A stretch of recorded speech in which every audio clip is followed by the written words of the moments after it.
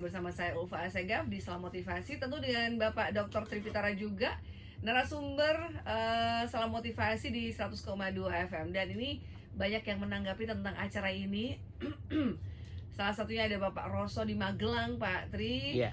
Ini program yang bagus, good program, bermanfaat banget untuk saya pribadi. Nah, itu mungkin juga akhirnya ya Pak Tri ya, dampak yang kadang-kadang kita nggak ngerti secara langsung. Iya. Tapi ternyata memang punya dampak yang alhamdulillah insya Allah positif gitu Pak Tri ya. Betul. Itu yang tadi juga Pak Tri bilang, memaknai bahwa kehadiran saya ke sini itu selain amanah ya kan Pak Tri, itu kan memang Pak Tri juga bisa punya manfaat untuk banyak orang, membuka pintu-pintu hidayah yang Pak Tri tadi sampaikan ya. Itu dari Pak Rosso. Ini dari Bunda Iva.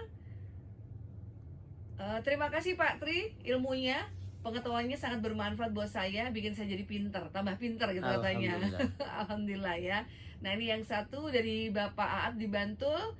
Assalamualaikum Pak Tri. Waalaikumsalam warahmatullahi. Setiap banyak beban pikiran, kok rasanya pengen makan atau ngemil sesuatu. Nah ini bagus nggak kalau terus-terusan nih Pak Tri? Ini saya juga mau bilang Pak Aat nih, tos nih Pak, high five sama saya nih. Saya juga kalau stres, cara sadar nggak sadar saya juga lebih baik makan dibanding kalau nggak stres kayak gitu Pak Tri. Pak Tri ketawa loh, kenapa Pak Tri? Iya, terima kasih ya pertama Pak Rosso ya. Yang kedua tadi Pak Bunda Iva ya. Alhamdulillah, semoga bisa kita amalkan bersama ya. Amin, amin, amin. Kemudian Pak Aat ini, secara fisiologi ya, karena saya bidangnya kan fisiologi kedokteran, di dalam manusia itu ada ragam dua macam pola menghadapi stres. Lelah itu sebenarnya stresor. Lelah itu stresor. Maka orang ketika kena itu bisa terjadi ada yang stres. Nah, stresnya itu ada yang negatif. Itu ada pola dua. Yang pertama adalah pola untuk memblokir untuk nafsu makan. Sarafnya ini. Ada pula yang membangkitkan rasa lapar. Tergantung jenis stresnya atau tergantung apa ya Pak Tri? Bukan tergantung jenis stresnya, tapi tergantung jenis orangnya. Tergantung jenis orangnya.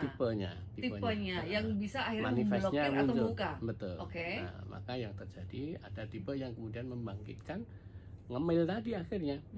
Loh, kenapa kok ngemil dalam hal ini untuk ke situ? Ya, dalam keadaan seperti itu pada saat ngemil itu kan ngunyah, Mbak. Mengunyah. Nah, saraf di dalam mastikasi, proses pengunyahan ini, maka yang terjadi dia ini ada sebuah rangsangan relaksasi sebetulnya. Makanya kalau kita lihat kerbau, sapi itu kan memamah biak. Selalu gayemi. Gayemi kerbau, kambing, sapi itu memamah biak, gayemi rumput ya. Itu mereka relaksasi Pak Tri. Iya, relaksasi. Coba kita makan, kemudian kunyahannya diperpanjang seperti kalau Rasulullah menyampaikan ajaran makan itu ngunyahnya berapa kali? 33 kali. 33 kali baru 3 udah habis Pak, ketelan tuh Pak. Kita cuma sampai 3. Itu pun langsung leg kan. Kurang dari 3. Kurangnya banyak banget, 30 loh. Kurangnya 30 tuh, bayangin ya Allah. Makanya, astagfirullah. Itu secara riset saat ini ya, penelitian-penelitian, itulah yang kenapa ketika orang mengunyah dengan lama frekuensi mengunyahnya itu, sekali makan masukkan sendok itu, sesuap nasinya itu 30 kali ya, minimal 20 kali ke atas, itu membuat enzim di dalam mulut kita, ini kan ada kelenjar-kelenjar eksokrin kita ini, untuk enzimnya ini untuk memproses ke bahan berikutnya dari monosakarida ya, disakarida jadi monosakarida dan seterusnya menjadi derivat yang akhirnya nanti siap dinutrisi, dikonsumsi oleh sel. Itu persiapannya luar biasa sehingga sempurna. Itulah kenapa orang diabetes salah satu solusi untuk menurunkan kadar gulanya kalau ngunyah makannya yang lama. Kadar gulanya bisa stabil kondisinya. Iya, itu ada penelitiannya. Oleh sebab itu orang ketika ngunyahnya dengan cukup, itu kan nanti air liurnya banyak nih kan. Jadi kita membutuhkan banyu bahasa Jawanya. Ya Allah, membutuhkan banyak keluarnya air liur, Pak. Iya. Jadi itu kan enzim saliva, ada enzimnya. Jadi itulah yang kemudian nanti memecah nutrisi kita menjadi siap untuk diabsorpsi. Maka kerja beban lambung tidak berat. Oh, I see. Ya, Karena sumber masalah itu ada di lambung. Nah, lambung itu yang nanti akan menimbul asam lambungnya naik, kemudian menjadi lambungnya luka, dan itu akan mempengaruhi nanti akhirnya menjadi orang diabetes. Itu sebetulnya dari sana. Jadi untuk yang asam lambung juga disarankan untuk kalau ngunyah juga yang lama ya? Iya, Supaya ususnya siap ya untuk menerima ya Pak Tri ya? Betul. Nggak tahu berat kerja gitu ya? Iya, betul. Oh, Masya Allah. Itulah kemudian ketika kita tadi seperti Pak A tadi, alhamdulillah itu baik dalam arti apa? Sadar bahwa aku kalau capek kok makan banyak ya, ataupun ngemil. Oh gitu. Yang penting disadari. Ketika disadari, ini baik apa tidak kan? Kalau saya ini badannya menjadi suka ngemilnya, jadi melar nanti.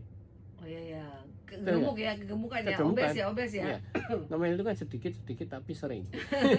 Iya. Nah, kalau makan berat kan sekali kenyang udah. iya. Kalau ngemil pasti berkali-kali Pak. Berkali-kali tanpa sadar, nanti posisinya tahu-tahu badannya ukuran pinggangnya tambah kan gitu.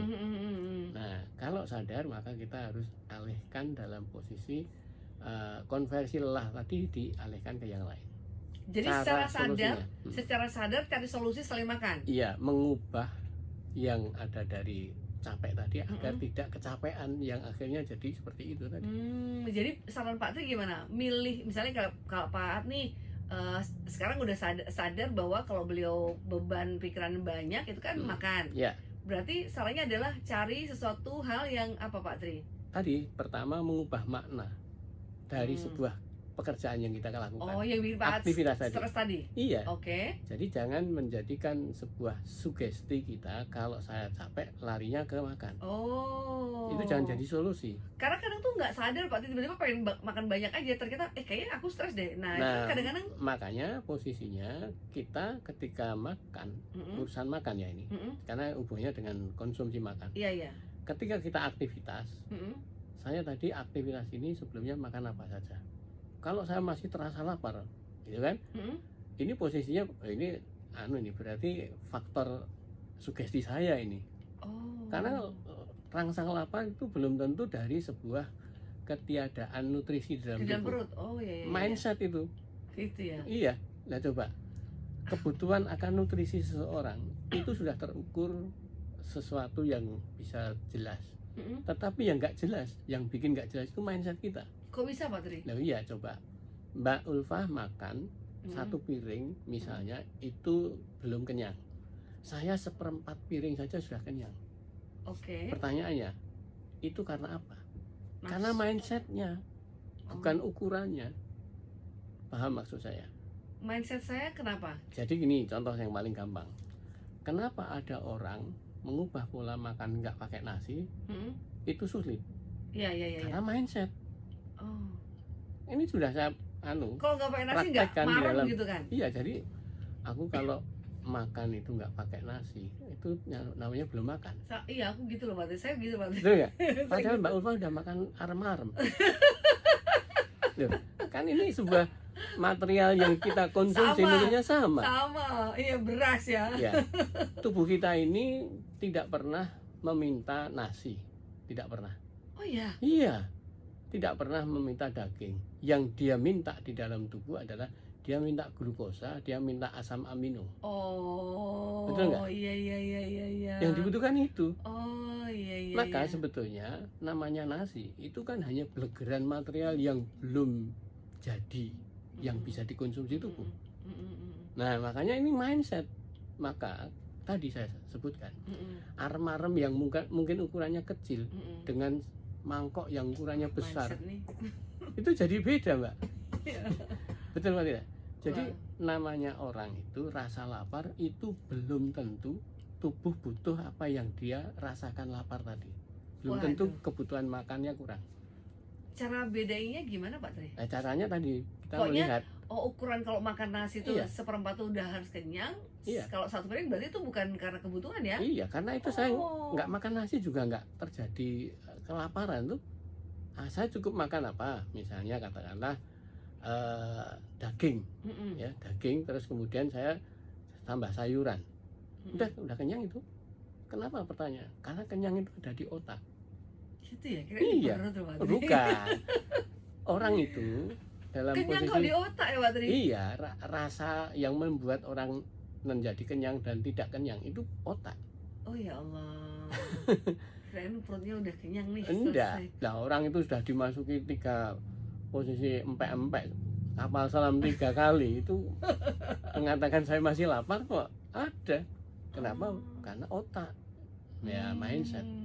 Oke. Jadi kebutuhan itu ada di tingkat sel, di tingkat jaringan tubuh, ya kan? Makanya tadi saya katakan sadari apa yang aku tadi sebelum melakukan ini aku sudah makan apa. Jadi kalau udah makan, oh cukup, berarti ini hanya sugesti saya. Keyakinan saya harus makan tadi lapar. Mbak Ulfa ketika melihat sebuah es krim di jalan, ada orang jual rujak es krim. Mbak Ulfa puasa. Kira-kira perutnya diem atau dalam kondisi minta keruak-keruak tadi? Kontraksi pasti. Ya, asam lambungnya naik itu. Kok lucu lu Pak Tri? Kan melihat. Iya. Melihat itu lewat visual itu di otak akhirnya. Oh, Yang makanya menciptakan- bergejolak-gejolak tuh mindsetnya Pak Tri Iya, ya? air Ya Allah. liurnya kemudian kemencer. Oh astagfirullah. Keluar, Oh ya ekspresi. Allah. Iya. Itu secara fisiologis begitu. Ya. Wah. Nah, Ilmu makanya- nih. Iya. Makanya ketika kita dalam kondisi seperti itu Mm-mm. menjadi rasanya lapar akhirnya. Nah, oleh sebab itu dalam posisi Memicu lapar ya Pak Tri memicu ya? lapar, Oh, memicu oke. lapar sehingga hilangkan itu jadi sebuah mindset kita bahwa aku kalau capek ngelih kan itu. Oh. Saya harus makan enggak. Alihkan pakai minum dulu, diminumi aja. Karena kalau nanti membiarkan saya tuh ngemil, akhirnya melar badan saya. Betul apa tidak?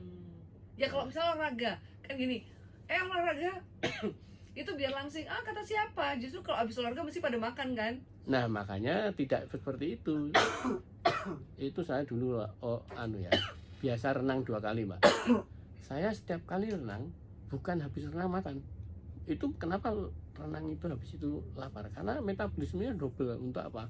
Mengantisipasi suhu tubuh kena air dingin. Dia kan metabolismenya harus meningkat. Maka dia lapar.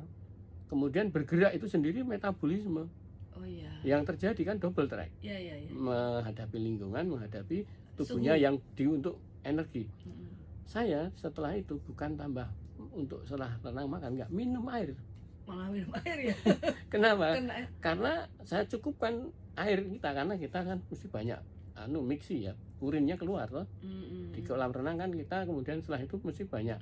Oh iya. Betul nggak? Nah, kita Justru malah banyak air biar nggak minum ya. dehidrasi, iya. Karena Wih, laparnya itu Renang saya aja ganti bisa itu. bikin dehidrasi Pak Tri ya. Padahal kan kita di air ya Pak Tri ya. Iya, karena kita kan terjadi panas tubuh kita ini kan butuh peningkatan. Mm-mm. Maka heat loss mesti water loss. Water lossnya lewat apa? Oh, Lewat ya, dehidrasi urin. tadi ya. Nah, sehingga orang renang itu banyak pipis toh. Iya. Ternyata tidak hanya saat kena matahari suhu panas dehidrasi Pak Tri ya. Enggak, di dalam AC ketika kita minum kurang Oh iya benar. dehidrasi berat, Oh iya benar. ginjalnya rusak nanti. Iya nggak kerasa Pak Tri ya. Iya. Karena terasa nyaman, sejuk, nggak merasa perlu minum karena nggak haus Pak Tri ya. Iya. Itu justru yang bahaya Pak Itu Tri ya. tertipu di dalam otak kita. Oh iya. Ya, sehingga otak ini menerjemahkan segar ini banyak air, nggak haus. Oh iya. Padahal kita terjadi heat loss, heat lossnya kena kita mengantisipasi biar suhunya tetap homeostasis di 37. Lalu water loss karena kita menciptakan metabolisme, hasilnya H2O, muncul adanya air dari urin kita, mesti pipis. Wah, agak berat nih perbincangan kita nih. Kedokteran Ini langsung sangat medis ini. gara-gara Pak Ad nih. Makasih loh Pak Ad. Berkat Pak Ad nih jadi membuat Pak Tri keluar semua bahasa kedokteran. Sampai saya oh iya baru-baru semua ya gitu ya. Ini gara-gara stres aja ya, bisa Betul, kemana-mana ya, betul. luar biasa ya.